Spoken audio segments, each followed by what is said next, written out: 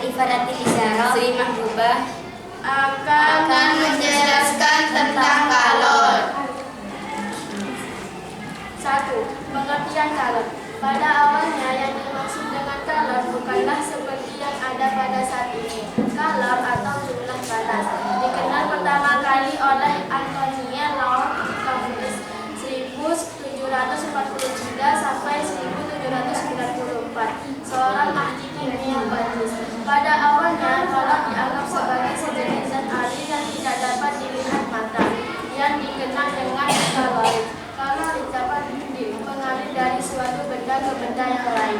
Dua benda yang suhunya yang berbeda dicampur kalorit akan mengalir dari benda yang suhunya tinggi ke benda yang suhunya rendah. Teori tentang kalor sebagai zat alir mempunyai kelemahan, yaitu jika kalor merupakan zat alir, maka zat tersebut haruslah mempunyai massa dan volume, atau zat mempunyai massa dan menempati ruang atau mempunyai volume. Padahal kalor tidak memiliki massa dan tidak dapat ditimbang.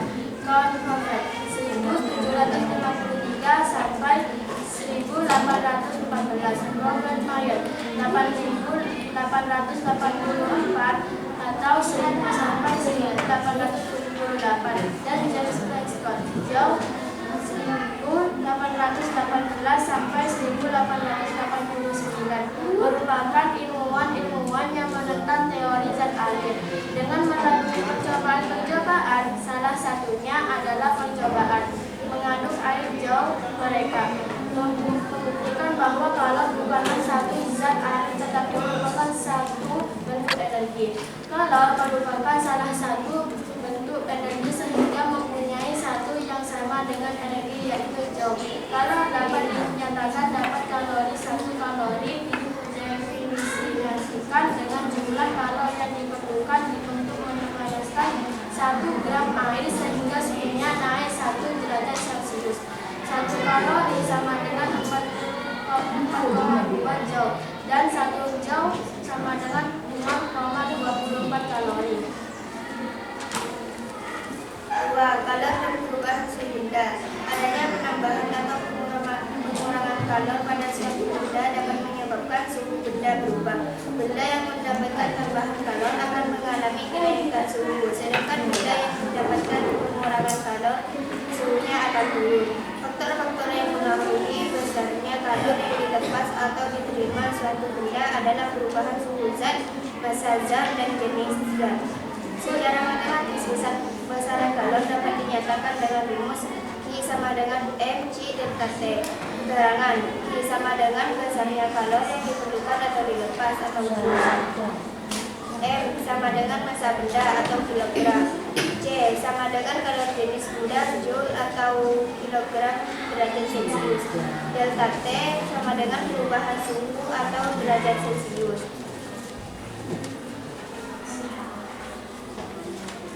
3. Kalor dan perubahan wujud zat. Wujud suatu benda dapat berubah jika menyerap dan melepas kalor dalam jumlah tertentu. Perubahan wujud zat dibedakan menjadi 5, yaitu melebur, menguap, membeku, mengembun, dan menggulir. Sejumlah kalor yang diperlukan untuk mengubah wujud zat disebut kalor laten. 4. Melebur dan membeku. Melebur adalah peristiwa perubahan wujud zat laten menjadi zat air. Pada zat melebur, zat menyerap kalor. Titik lalu suatu zat adalah suhu pada saat terdapat wujud zat cair. Pertama kali, membeku adalah perubahan wujud zat dari wujud cair menjadi padat. Pada saat membeku, zat melepas kalor. Tidak beku adalah suhu saat terdapat wujud padat yang pertama kali banyaknya kalor yang diperlukan untuk menguap. Satu-satunya massa zat padat menjadi zat cair. Pada titik labunya disebut kalor labur. Kalor labur sama dengan kalor baku. Secara matematis, kalor labur atau kalor baku dinyatakan dengan persamaan berikut. Q sama dengan ml. Keterangan Q sama dengan kalor yang diserap atau dilepas joule. M sama dengan massa zat atau kilogram. R kalor labur joule atau kilogram. Pengaruh pemberian kalor pada es batu sehingga es batu mengalami perubahan wujud dari zat padat menjadi zat cair. Peristiwa ini dinamakan mencair. Setelah menjadi kemudian air tersebut dibagi kalor. Kamu dapat mengamati bahwa air juga mengalami perubahan wujud zat. Perubahan wujud yang dialami air ketika diberikan kalor adalah dari zat cair menjadi zat gas. Peristiwa ini dinamakan menguap. Penguapan dan pengembun mengubah adalah perubahan wujud dari cair ke gas. Karena molekul-molekul zat cair bergerak meninggalkan permukaan zat cairnya. Pada waktu menguap, zat cair memerlukan kalor.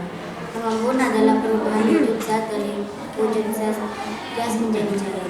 Pada saat mengembun, suatu zat melepaskan kalor. Penguapan zat cair dapat dipercepat dengan cara sebagai berikut. A. Memanaskan zat cair. Pemanasan pada zat cair meninggalkan volume ruang gerak zat cair. Ikatan-ikatan antara molekul zat cair menjadi tidak kuat dan akan mengakibatkan makin mudahnya molekul zat cair tersebut melepaskan diri dari kelompoknya. Contohnya, pakaian basah di jemuran di tempat yang mendapat sinar matahari lebih cepat kering daripada dijemur di tempat yang teduh. B. Memperluas permukaan zat cair. Peristiwa lepasnya molekul zat cair tidak dapat berlangsung secara serentak, akan tetapi bergiliran, dimulai dari permukaan zat cair yang punya kesempatan terbesar untuk melakukan penguapan. Contohnya, air teh panas dalam gelas akan lebih cepat dingin jika dituangkan ke dalam cawan atau piring. C. Mengurangi tekanan pada permukaan zat cair. Pengurangan tekanan udara pada permukaan zat cair berarti jarak antara partikel. Pengurangan tekanan udara pada permukaan zat cair berarti jarak antara partikel udara di atas zat cair tersebut menjadi lebih renggang. Akibatnya, molekul air lebih mudah terlepas dari kelompoknya dan mengisi ruang kosong antara partikel-partikel udara tersebut.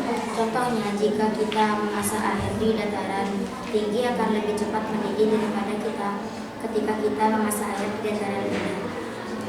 D. Meniupkan udara di atas zat cair. Pada saat pemakaian basah di jemuran, proses pengeringan tidak sepenuhnya dilakukan oleh panas sinar matahari, akan tetapi juga dibantu oleh adanya angin yang meniup pakaian sehingga angin tersebut membawa molekul-molekul air keluar dari pakaian dan pakaian menjadi cepat kering. Contohnya, meniupkan udara di atas permukaan corong agar cepat dingin. Udara yang tertiup di atas permukaan air dapat membawa molekul-molekul air di dekat permukaan meninggalkan air panas pada sumbernya. Keterangan: Q sama dengan MU. Q sama dengan kalor yang diserap atau joule. M sama dengan massa zat atau kilogram. U sama dengan kalor uap atau joule atau kilogram. 6. Penyublik adalah proses perubahan wujud dari padat menjadi gas atau dari gas menjadi padat. Perubahan wujud padat menjadi gas menyerap kalor, sedangkan perubahan wujud gas menjadi padat melepaskan kalor. 7. Asas seblak. Asas seblak merupakan bentuk lain dari memetakan kegalangan energi. Jasa seblak 1780 dan 1799 menggabungkan tentang perbedaan kalor yang dikenal dengan asas seblak. Jumlah kalor yang dilepas oleh benda yang bersuhu tinggi sama dengan jumlah kalor percobaannya. Secara matematis asas seblak dinyatakan dengan bersamaan. Q lepas sama dengan Q'.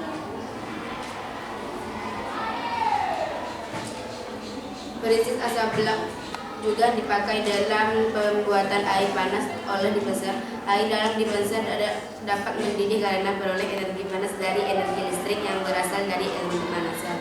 Dalam peristiwa tersebut, elemen pemanas memberikan energi panas dan air menerimanya. Secara matematis, peristiwa pada dispenser dituliskan sebagai berikut: Q lepas sama dengan Q terima, Q listrik sama dengan Q P kali T sama dengan M. Keterangan U sama dengan energi listrik J, Q sama dengan banyaknya kalor yang diterima J, P sama dengan daya listrik W, T sama dengan banyaknya waktu yang diperlukan S, M massa kilogram, T sama dengan kalor jenis air, delta perubahan suhu.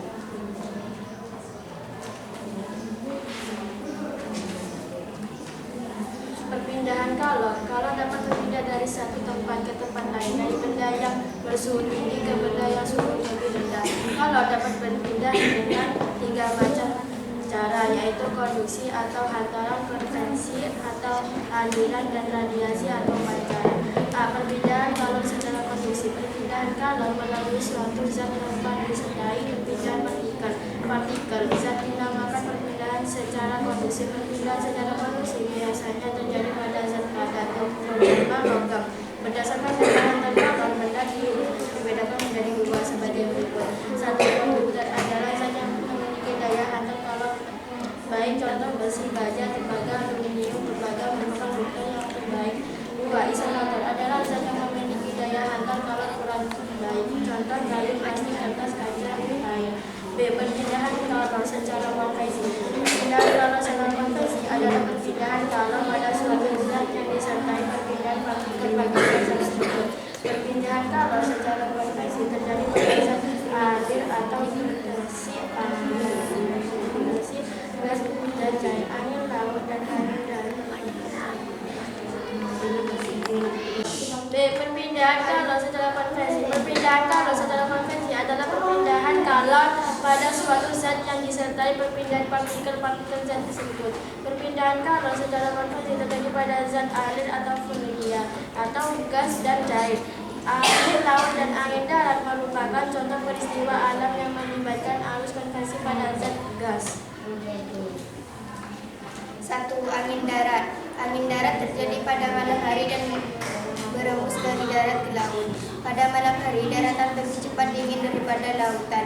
Hal ini menyebabkan udara di atas daratan lebih dingin daripada udara di atas lautan.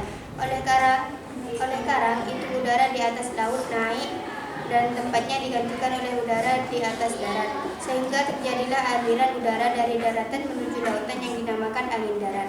Angin darat dimanfaatkan oleh para nelayan menuju ke laut untuk menangkap ikan. 2. Angin laut. Angin laut terjadi pada siang hari dan menuju dari laut ke darat. Pada siang hari, panas matahari menyebabkan daratan lebih cepat panas daripada lautan. Hal ini menyebabkan udara di atas daratan menjadi lebih panas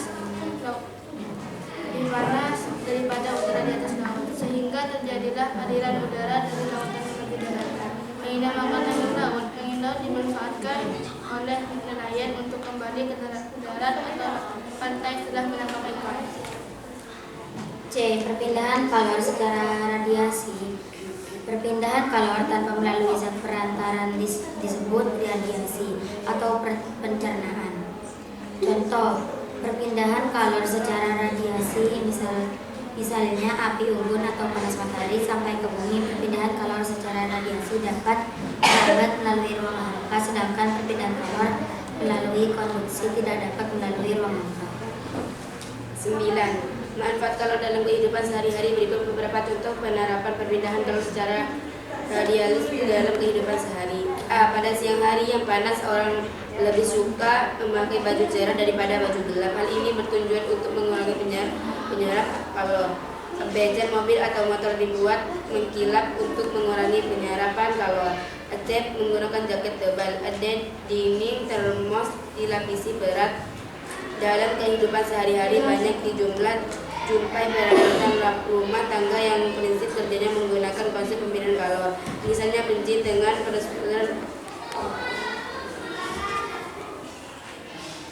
alat penyulingan dan alat pendinginan.